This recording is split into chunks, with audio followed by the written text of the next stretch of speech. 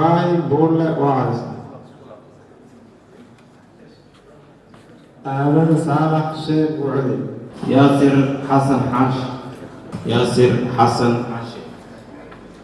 لاتني كوب لاتني لو لاتني سدح لاتني أفر لاتني شن لاتني لف. halka guuleystaha uu noqday yaasir xasan xaashi oo helay 29 هذا meeshaan ka baxo maxamuud ismaaciil ka soo baxaya marka waa ku raagay marka waxaan leeyahay xambal aadan.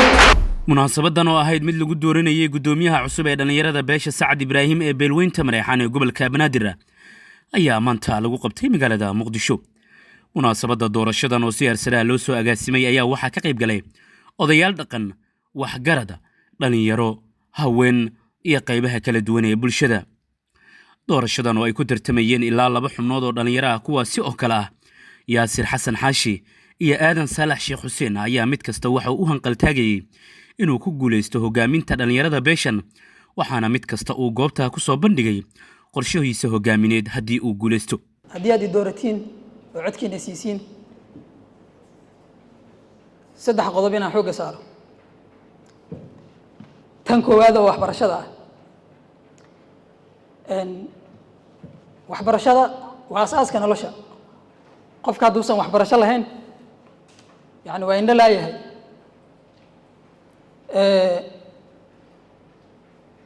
waxaan baraarujin doonaa dhalinyarada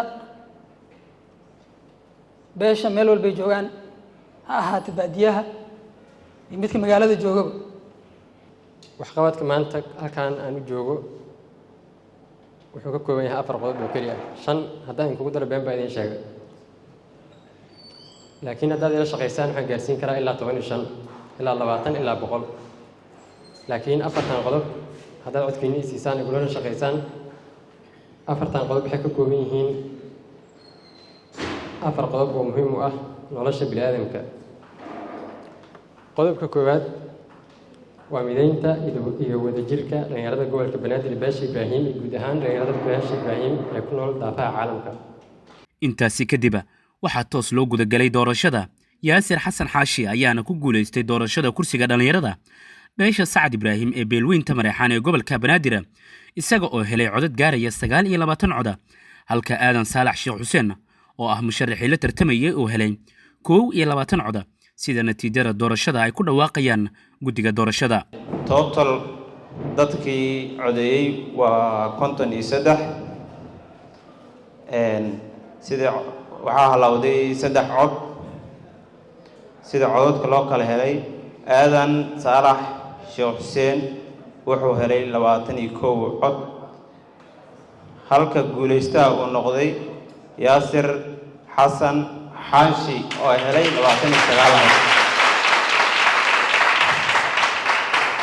natiijada kadib qaar ka mid ah dhaqankii iyo dhalinyaradii ka soo qayb gashay munaasabadda ayaa bogaadiyay doorashadii halkan ka dhacday, iyagoona gudoomiyaha la doortay u rajeeyay guul iyo in uu la yimaado waxqabad muuqda. goobjoog u ahaa sida ay doorashada u dhacday, sida ay guddiga doorashada u qabanqaabiyeen u soo hagaajiyeen. goobjoog baan ka ahaa, waana madal aad iyo aad qurux badan. dadkana walaalaha meesha ku tartamayay Yaasir iyo Aadan waxaan leeyahay hambalyo. 2 nin oo dhalinyaro ah oo active ah oo shaqo fiican soo qabtay bay ahaayeen. Aadan aad baan u aqaanaa, waa nin dhakhtar ah. sidoo kale waxaan u hambalyeynaya gudoomiyihii hore ee Dr. Aadan waqti fara badan buu xil ka soo hayay, waan soo wada shaqeynay khayr laasin shaqo badan oo aad u active u ah. walkay Dr. waxa weeyaan Aadan Saalax nin aan isku environment nahay, isku deegaan aan nahay, siirada ajiyadiisa iyo maarta backgroundkiisa aan aqaan weeyaan, wa khaasatan nin raacada weeyaan. Dr. Aadan waxaan leenahay muddo soo shaqaysay kulay khibradii aad lahayd iyo maxaa la dhahay shaqadii aad soo qabatay. waxaan bogaadinayaa gudoomiyaha dhalinyarada Naasir shaqo badan baa ku taalo. Aadan Saalax Sheekh Xuseen oo ah gudoomiyaha laga guuleystay ayaa sheegay inuu ku qancay doorashadii halkan ka dhacday, isagoona guul u rajeeyay gudoomiyaha la doortay. dokumentiyo maaliyadeed, dokumentiyo mataqaanaa special ah insha Allah maanta waa diyaariyay, laakiin maadaama aan ahaa musharax iyo mas'uul gelin aan soo qaado waxaan ku wareejin doonaa yaasir intaas hortiina ugu ballan qaadaya insha allah. gabagabadii waxaa goobta ka hadlay gudoomiyaha cusub ee dhalinyarada beesha Sacd Ibraahim ee beelweynta Mareexaan ee gobolka Banaadir Yaasir Xasan Xaashi waxa uu u mahadceliyay dadkii doortay iyo kuwa aan dooran waxa uu ballan qaaday in uu la imaan doono wax qabad muuqda. waa ku dooranay adaa meesha kaaga tagnay inaysan dhicin. horta ururkan dhalinyarada waxaa loo sameeyey horta wuxuu noqday laga maarmaan.